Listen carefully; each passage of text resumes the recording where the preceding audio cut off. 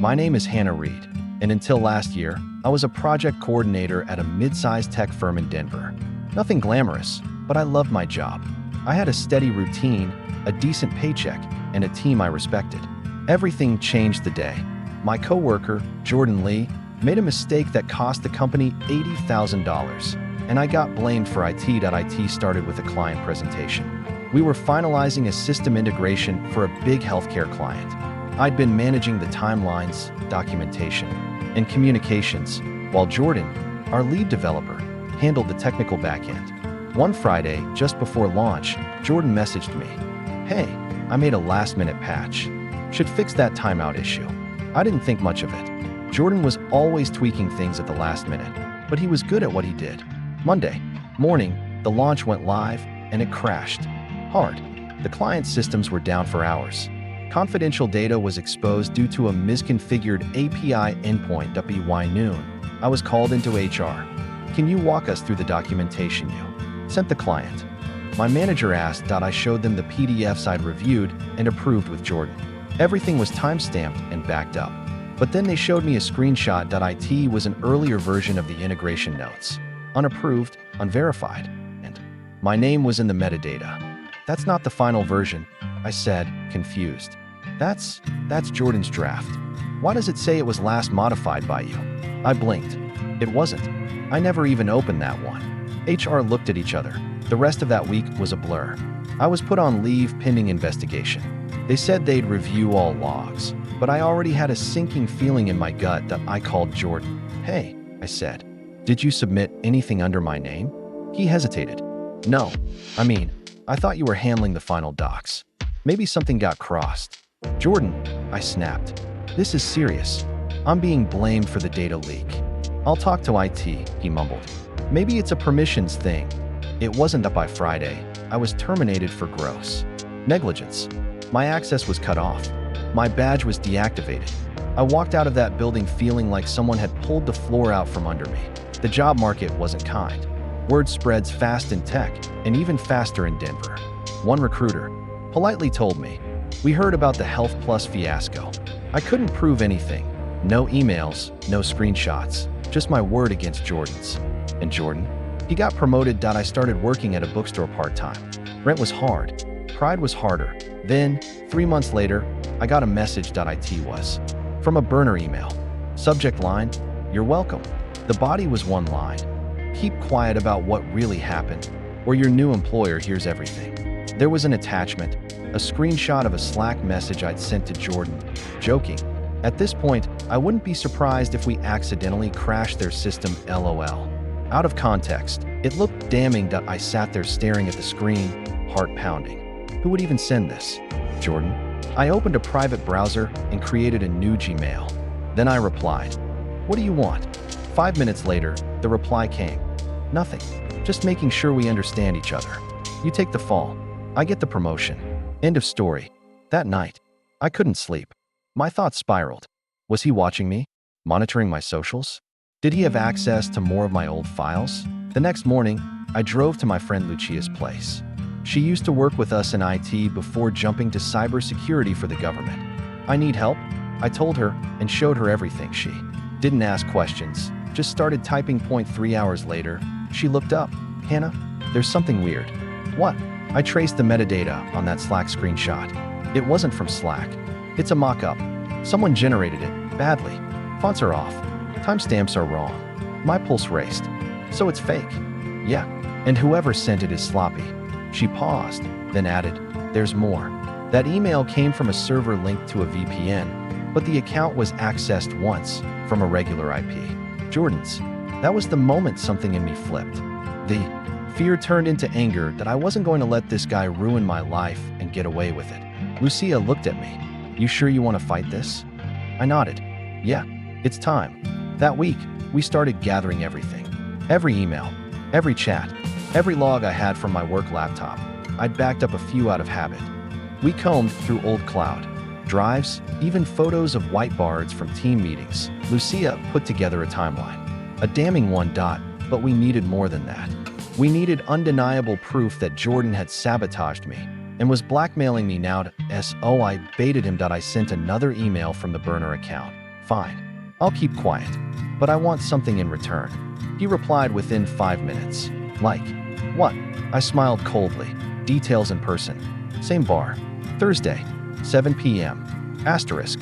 The bar was dimly lit and half empty. The kind of place where no one asked questions and no one paid attention. Just how I wanted it. I sat in a corner booth, pretending to scroll through my phone while my heart hammered in my chest.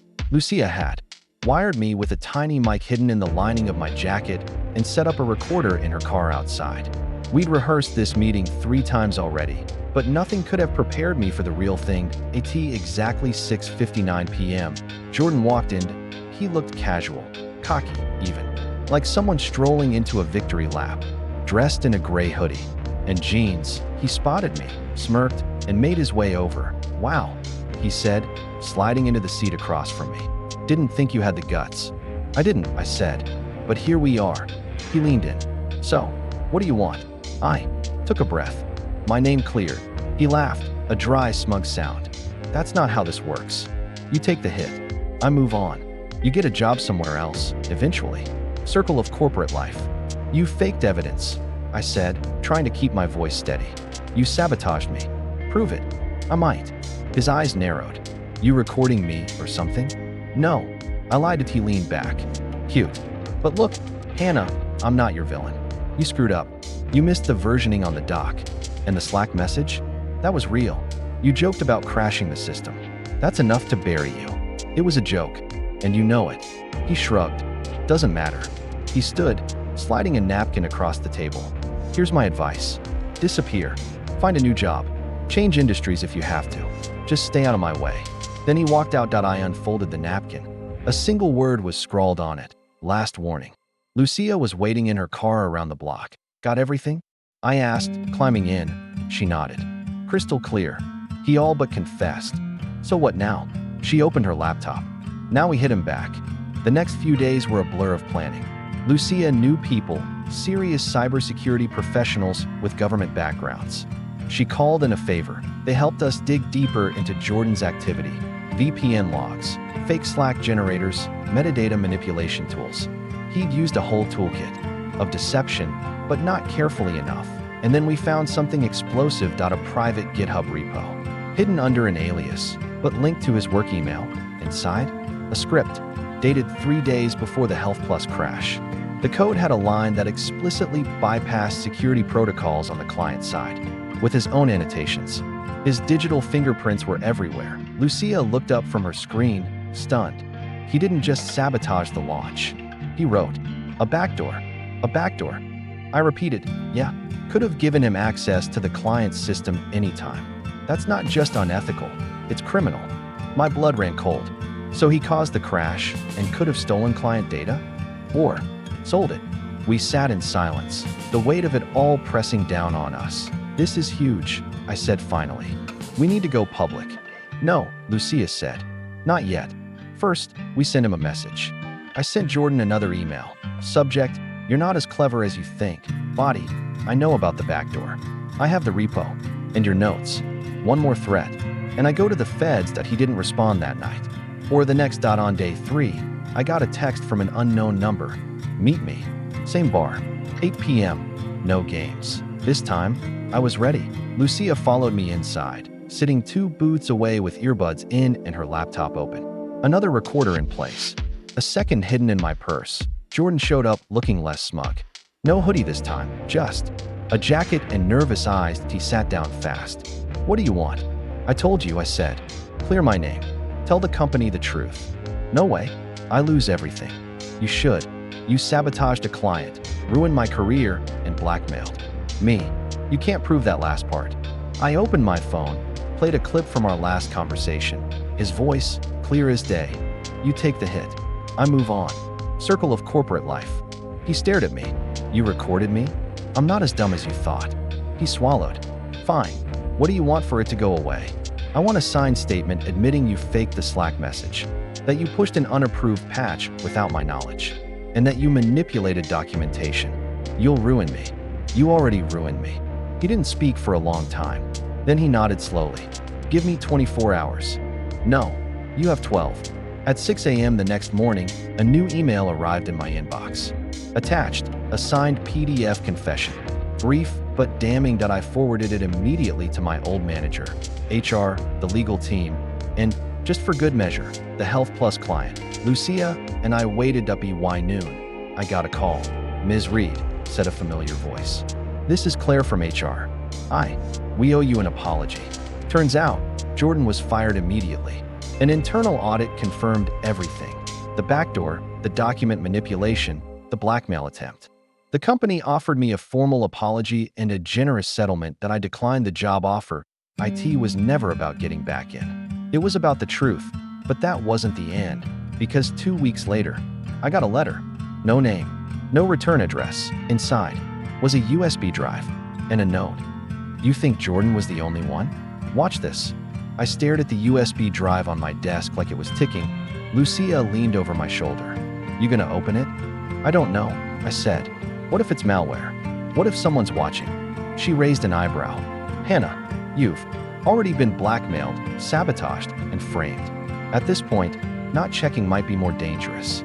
She wasn't wrong that we scanned the drive on a quarantine laptop Lucia had rigged. No Wi-Fi, no Bluetooth, no connections. It was as secure as it could get. .1 video file. No name, just a timestamp. February_14_02 AM.mp4. The footage was grainy, clearly from a hidden security camera. It showed an empty office. Ours, the Health Plus client HQ. The timestamp matched the weekend before the crash. The 2-minute mark. A figure entered the frame. Not Jordan, someone else. Older, taller, wearing a suit. I paused it. "Is that our CTO?" Lucia nodded slowly. "That's Charles. Definitely." He moved to the main terminal, swiped a card, and began typing rapidly. The camera didn't pick up the screen, but it was clear he was changing something. Another man entered. The frame. "Jordan." They talked. No sound, just mouths moving. Then Charles handed Jordan a folder. Paper, not digital. And finally, the two shook hands. I sat back, cold all over. "This goes higher than Jordan. Way higher," Lucia said. "This wasn't sabotage. This was planned. We checked metadata. The video was real. The date was real. The office badge logs would confirm Charles's presence at that hour. But what were they doing? And who sent it to me?" The note said, "You think Jordan was the only one? Watch this." It sounded like someone inside the company was trying to help. Someone who wanted this to come out, but couldn't do it themselves. Lucia looked at me. "You ready to burn this whole place down?" I nodded. "Let's light the match." We started pulling everything we could on Charles. Over the next 48 hours, we discovered 3 separate accounts linked to him under different names, all receiving payments from an offshore consultancy firm called Obelisk Partners. Obelisk had a history of bidding on failing healthcare software contracts, always after a catastrophic failure. To Health Plus, our former client, had just canceled their renewal with our firm, and Obelisk was now on their shortlist. They crashed the system on purpose to sabotage the deal and profit from the cleanup. Jordan was just a pawn, a messy, arrogant one. But the real player had been Charles, and now we had video that we debated going to the media or the police. But Lucia had a better idea. We go to the board. We scheduled an anonymous meeting request to the company's independent board oversight committee. Lucia, posing as a concerned internal source, sent the video, the payment records, and a detailed timeline. Less than 12 hours later, we got a response. Urgent. Can you meet in person? The next day, we were in a high-rise conference room with 3 board members. Older, sharp-eyed, all very serious. They didn't say much. They just watched the video, then read the printout. And when they were done, one of them said quietly, "This is going to destroy him." What followed was a silent coup. Within days, Charles was retired for health reasons. Jordan vanished. All traces of the incident were swept out like old dust. Except this time, they offered me everything. An apology, a massive settlement, full reinstatement, a lead role in the software division, stock options, the works. I asked one question. "Did you know about any of this?" They said no, but their eyes didn't look surprised that I didn't take the job. Instead, I gave my story, carefully anonymized, to a major investigative tech journalist. The article went viral. It never named names, but everyone in the industry knew. The Health Plus Scandal became a cautionary tale in ethics courses across the country that Jordan's career was over. Charles disappeared into the ether. And Lucia? She got job offers from half of Silicon Valley.as for me. I thought it was finally over, until I got a text from an unknown number. Nice work exposing them, but we need to talk. I know what happened in Prague. Prague? I'd never been to Prague.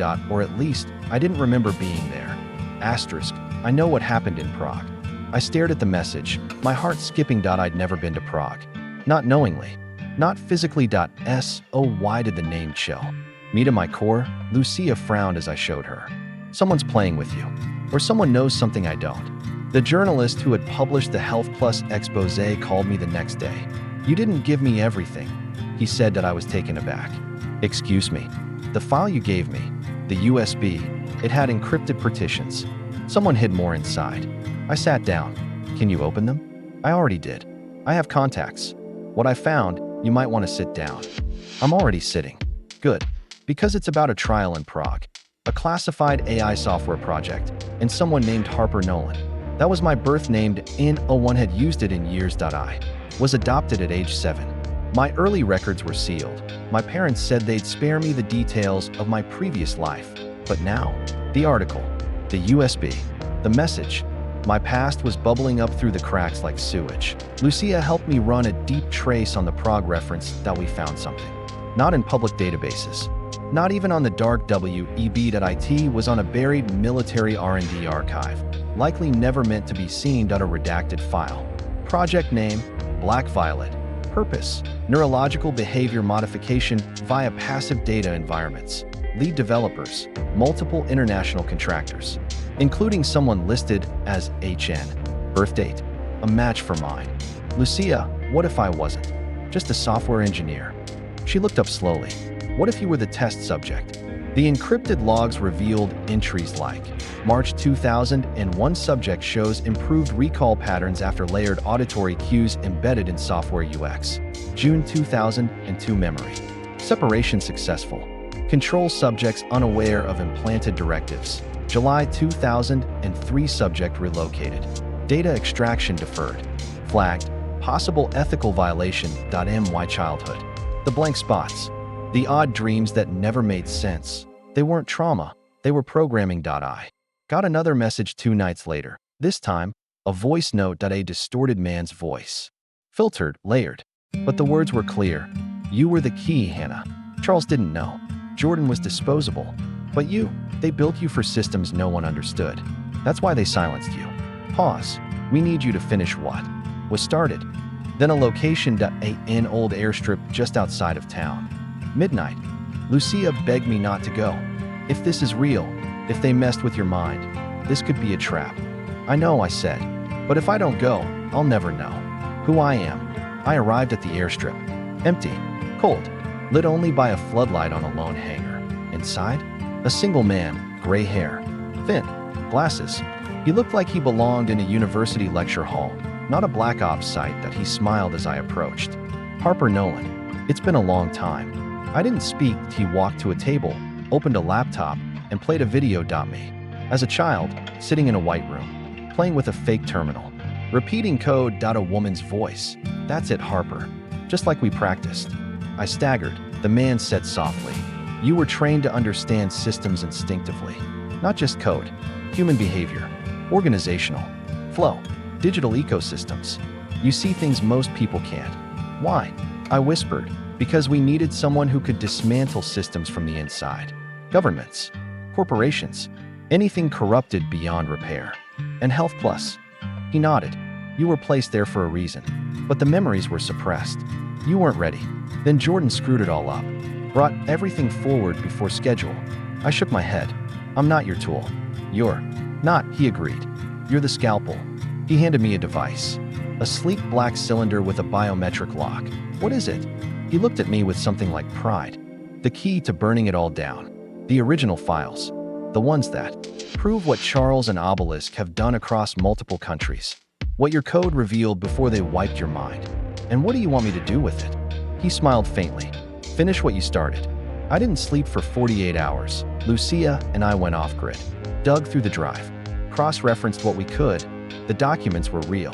The corruption was massive, far bigger than just my company. Obelisk Partners wasn't just a cleanup firm. They were laundering broken systems, profiting from failure globally, and I had helped design the framework they used to predict and destabilize those systems. That we leaked the files, not to the news, but to 100 whistleblowers, cyber activists, ethical hackers, former employees, investigators across 6 countries, and then we vanished. Lucia and I are ghosts now. She keeps moving every 2 weeks. I change names every 3 months. But the story lives. Health Plus collapsed. Obelisk is under investigation by 4 governments. A quiet but seismic shift is happening in the tech world. And me? Sometimes I still get messages, encrypted, blinking point 1 line at a time. Hello, Harper. Ready for your next mission?